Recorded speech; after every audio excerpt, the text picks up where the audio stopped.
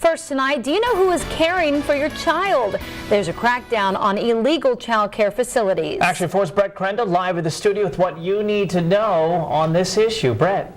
Yeah, Marcy and Ryan, to ensure your kids stay safe while you're at work, the state is hiring 40 inspectors to help unregulated child care facilities receive permits, or they're going to shut them down.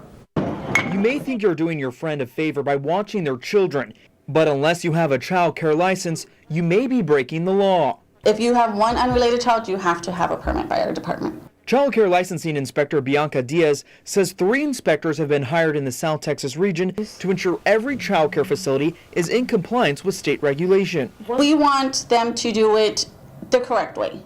And so we're going to offer them that assistance.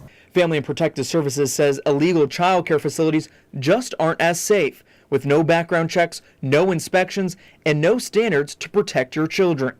We go and inspect them regularly, and we also make them run background checks, so that way you know if they're clear to be caring for children. Inspectors won't be knocking on every door to find unregulated child care facilities, but when reported, they will be investigated.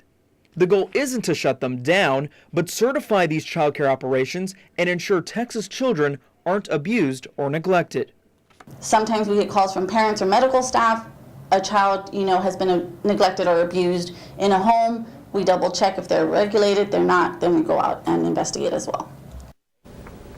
A child care permit costs between $25 and $70 depending on how many kids and where you are watching them, but it's far cheaper than what it could cost if you were prosecuted. Live in the studio, I'm Grande for Action 4 News. Brett, thanks for watching that one for us. If you're looking for a daycare, remember there are 4 things to look out for. Look at the caregiver's education and experience. Learn if they're licensed and registered with the state. Visit the daycare ahead of time and meet the caregiver or director.